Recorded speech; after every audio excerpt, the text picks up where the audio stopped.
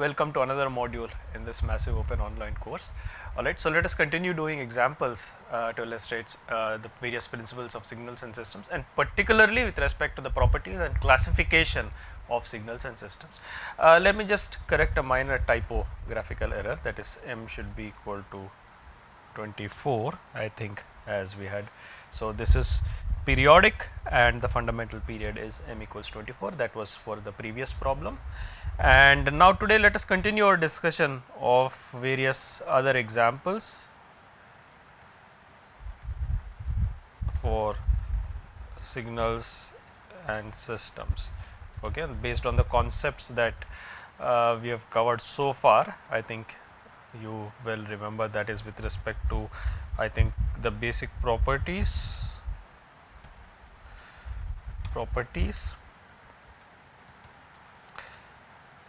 and classification.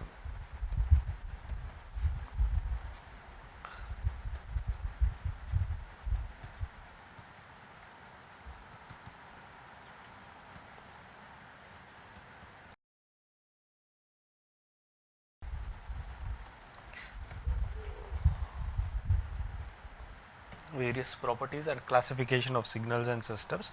So, let us now consider the concept of an energy signal. So, let us consider a discrete time signal, right, dt for discrete time signal, that is convenient. So, this is a discrete time signal xn equals alpha n un. Okay. Now, the question is this an energy signal? If so, what is this energy?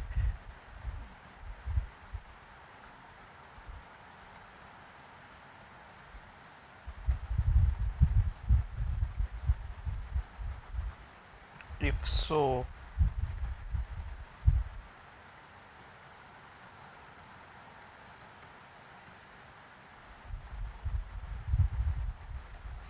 is this an energy signal? If so, what is its energy?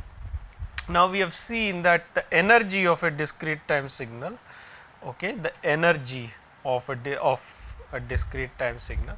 So, the question is alpha n into un. Now, mind you, un is the unit step function, which is equal to 1 if n is greater than or equal to 0 and equal to 0 otherwise. Okay. So, this is basically equal to 1 for n greater than or equal to 0, 0 for n less than 0, implies basically xn equals alpha to the power of n for n greater than or equal to 0, 0 for n less than 0. The energy of a discrete time signal is summation n equal to minus infinity to infinity magnitude xn square, which is summation n equal to minus infinity to infinity alpha to the power of n whole square, which is summation n equals minus infinity to infinity alpha to the power of 2n, which is basically 1 plus alpha square plus alpha to the power of 4 plus alpha power 6 plus so on. And recall that this is basically an infinite geometric progression, okay, with the ratio or the constant with the incremental factor of the geometric progression given as alpha square. Okay. So, this is an infinite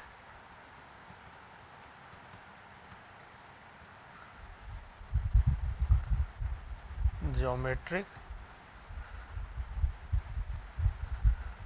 progression, correct, and therefore, the sum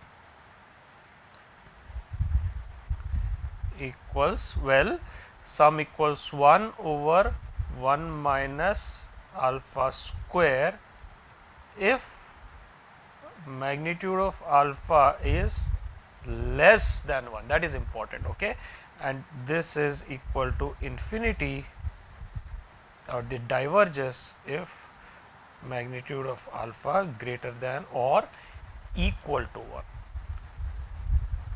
Okay. So, implies this is an energy signal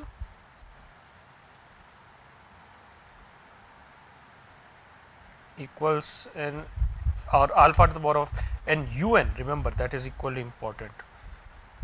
Okay. This is an energy signal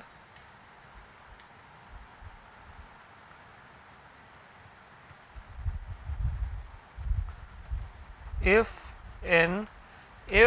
magnitude alpha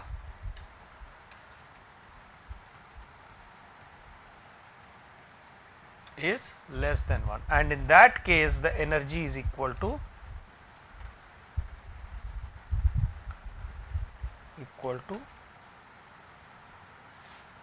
1 over 1 minus alpha 1 over 1 minus alpha square. Okay. So, this is an energy signal only if magnitude alpha is strictly less than 1, and in that case its energy is 1 over 1 minus alpha square. Otherwise, it is not an energy signal, its energy diverges. Okay. It means it does not have a finite energy. Okay. Energy is infinite. Okay. All right. Let us now come to another problem.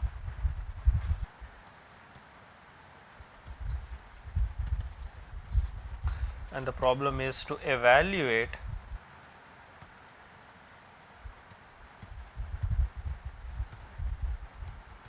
the function delta A t. We know what is delta t. Remember, delta t is defined such that x of t delta t for any function is equal to x of t evaluated at, this is equal to x of t evaluated at t equal to 0, this is equal to x of 0. Now, similarly, let us look at integral minus infinity to infinity for any function x of t times delta A t times dt. Now, obviously, this, if you look at this, I can substitute A t equals tau, which means dt equals d tau by A. For simplicity, let us also consider A greater than 0. You can also clearly evaluate what happens when A is less than 0. For A is greater than 0, we are considering a strictly positive A. This becomes, this integral therefore becomes integral minus infinity to infinity, t is equal to tau divided by A, delta A t is delta tau d tau divided by A. The limits still remain minus infinity to infinity, because dividing infinity by a positive constant A still gives infinity, same with minus infinity. So, the limits become minus infinity by A to, because tau is A times t. So, limits become minus infinity times A to infinity times A, which are again basically minus infinity to infinity. So, limits remain unchanged, integral becomes minus infinity to infinity x of tau divided by A, tau over A, delta tau d tau over A, okay, which is now very simple. If you look at this, this is 1 over A x of tau over A delta tau d tau, which is 1 over A x of tau over A, now evaluated at tau equal to 0, which is equal to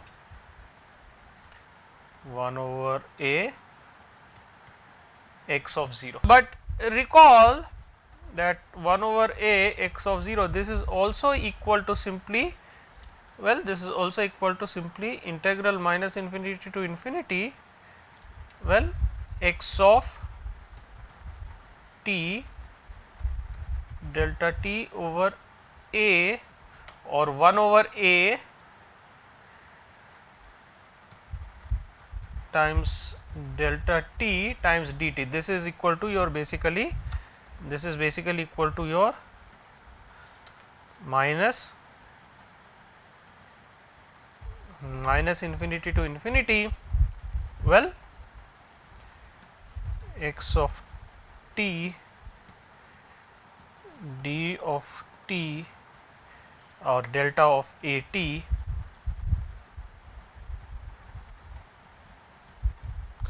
holds for all x of t. This equality holds for, imagine this is for any arbitrary x of t.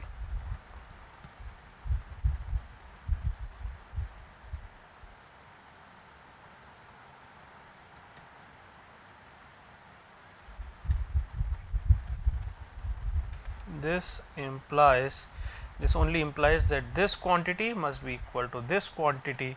This implies delta a t equals 1 over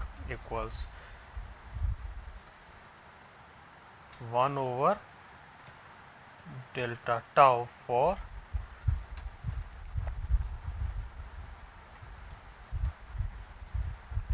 any a greater than 0. So, that is basically your solution. So, delta a t equals 1 over a delta tau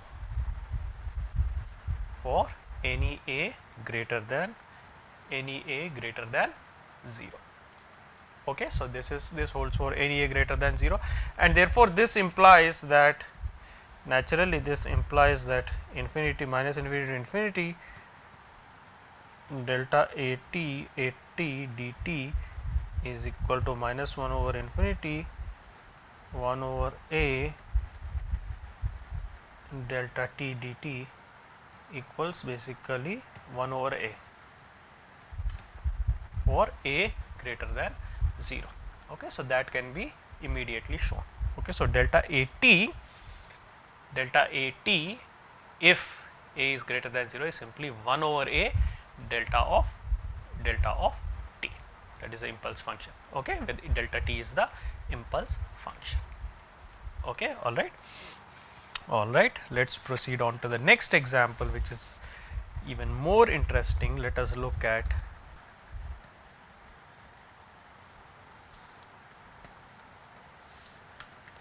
just writing this as problems, because I am not numbering them. I am just going to write this as problem to indicate that this is a fresh problem. So, we want to evaluate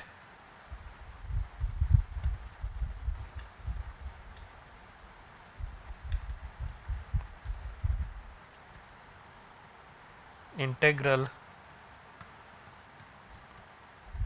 phi t delta prime t, where phi t is any function such that, let us consider phi t is any function such that phi of infinity, or basically limit t tends to infinity, phi of t equals phi of minus infinity equals 0, or in general this can be any constant, that is phi of t does not blow up to infinity or does not increase to either infinity or minus infinity as t tends to either infinity or minus infinity. Okay. Now, if you look at this, what I can do here is I can evaluate this by parts. So, what I will have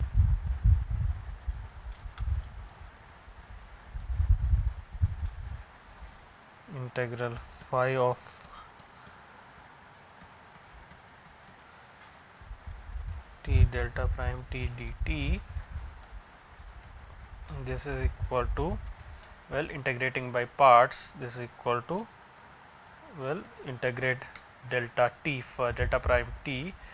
So, that gives me phi of t delta of t between the limits minus infinity to infinity minus integral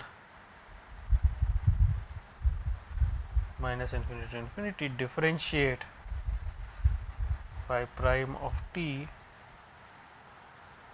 dt, phi prime of t, that is derivative of phi of t into delta t dt.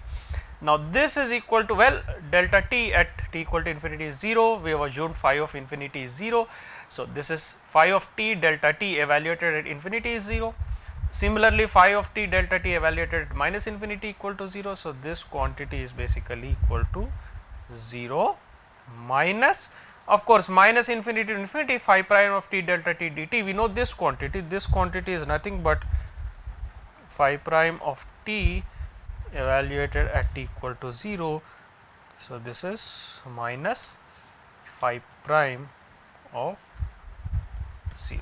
That is basically d phi by dt evaluated at t equal to 0. That is your answer. That is integral phi prime of phi of t delta prime t dt, that is minus phi prime of 0. Okay, so basically that is the solution to the problem. Okay, that is integral minus infinity to infinity phi of t delta prime t dt.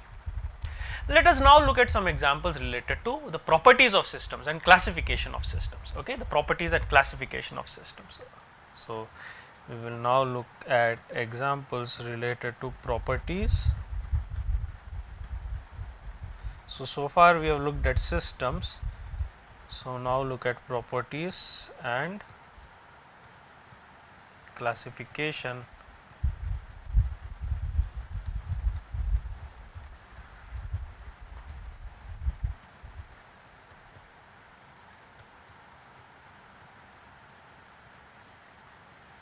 let us now look at properties and classification of systems. Okay, so consider the so let us start with again yet another problem. Let us consider a simple problem.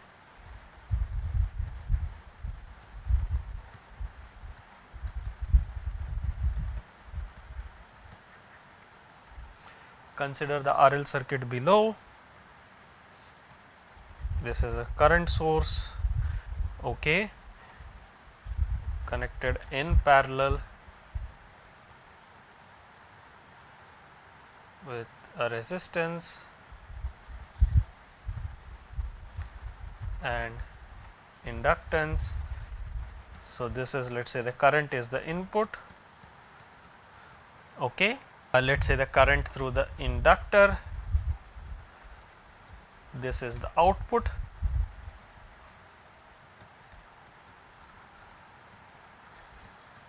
this is the output, this is the input x of t, this is your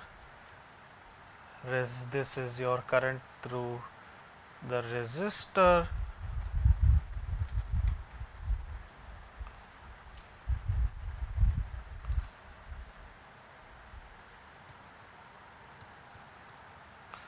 okay. This is the current through the resistor, this is an RL circuit. So we want to find an input output relation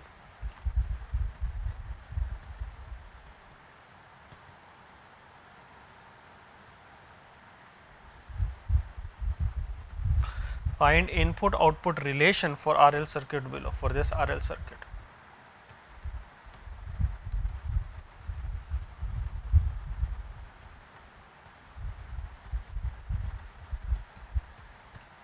Find the input output relation for RL circuit above.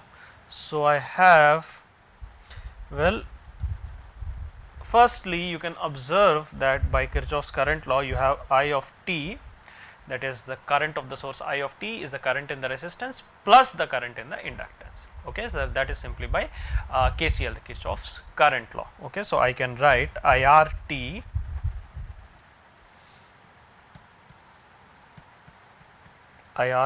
is, or I of t, I am sorry, apologize, I of t equals I of RT plus I of L of t. Now you can clearly see if this voltage, we denote the voltage of the circuit by V of t, by Ohm's law IR of t equals V of t, I equals V by R. So IR of t, the current through the resistance is simply the voltage divided by resistance, plus IL of t, IL of t. Okay, this is the simply the character of the inductor. Now observe by the property. So this is simply by the Ohm's law. This is simply by follows from Ohm's law. Okay, that should be. Now observe from property of inductor.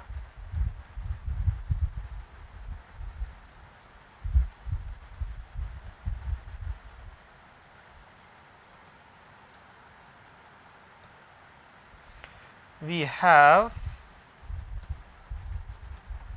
V of t, voltage across inductor is L d I L by dt, which means I can write this equation as I L of t equals L by R d, or I of t, sorry, not I L of t, I of t equals L by R d I L t by dt plus I L of t. That is the current through the inductor, and we know this I of t, this is equal to x of t. So I finally have x of t equals L by R d of, now IL of t is y of t, that is output. So this is dyt divided by dyt with respect to d of t, that the derivative is, that's the so L by R dyt over dt, dyt over dyt dt plus y of t, and this is basically your input output relation, or basically writing it as, you can write it as L by R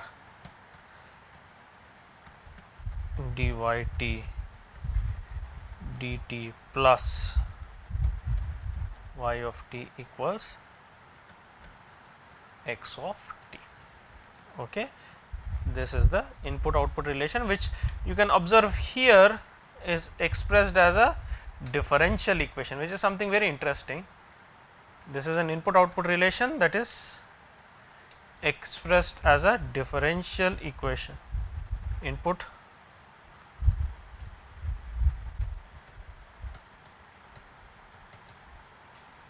output relation expressed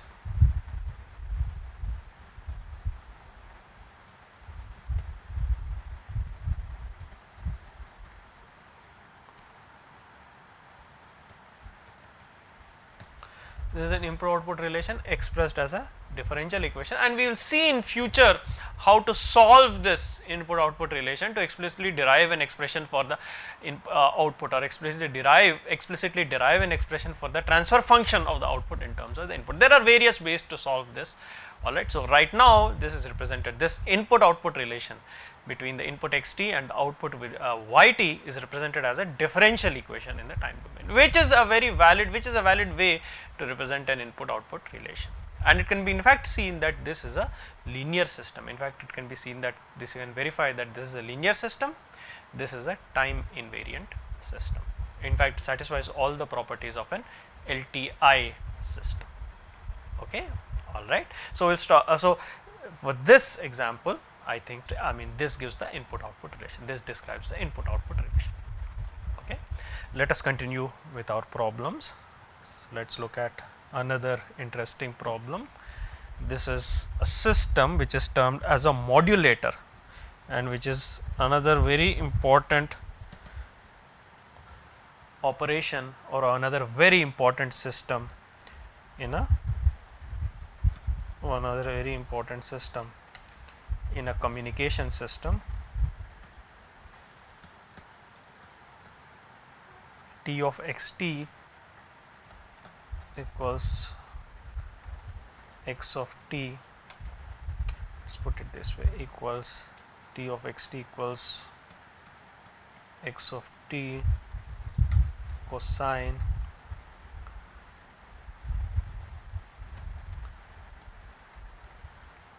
cosine 2 pi f c of t. So this is your T of xt, which is the output, which is y of t equals x t cosine 2 pi f c t. This operation is known as modulation, and this frequency f c, this is known as the carrier frequency. Okay.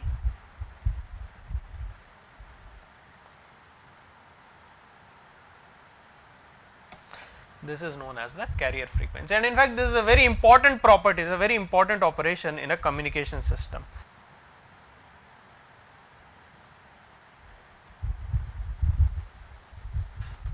This is the very important system, or you can call it as a subsystem in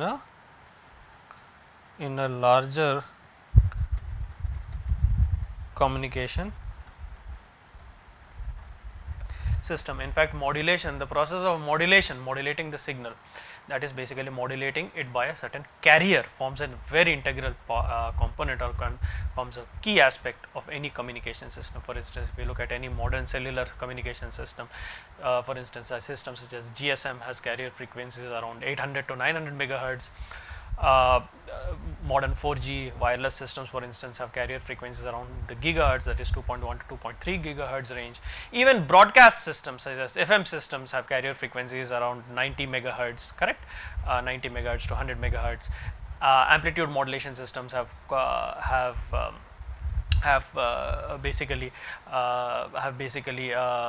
frequencies in the range of carrier frequencies in the range of kilohertz and so on. Okay. So, this modulation, that is modulating it by a different frequency, carrier frequency, so that it can be transmitted in a certain frequency band, so that the signal can be transmitted in a certain frequency band specifically allocated for that kind of communication, for instance as TV broadcast or AM radio or FM radio or 2G communication, 3G communication, 4G communication. This forms an integral part of any wireless communication system, be it a personal communication system such as your cellular telephony, or be it a broadcast, a broadcast communication system such as your radio or TV broadcast system. All right. So, this is a very important class of subsystems, that is because the modulation specifically, it is a system by itself, but it forms a subsystem in a larger system, that is a communication system. So, understanding this, its various properties is essential, and that is what its property, or that is what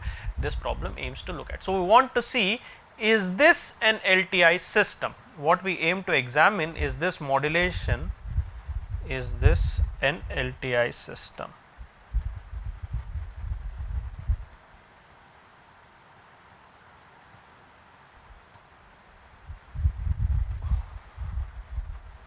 This modulation system, is this an LTI system? All right. So, that is what we want to explore in this problem. All right. So, we have solved several problems in this module. So, we will stop here and continue looking at some other problems in the subsequent modules. Thank you very much.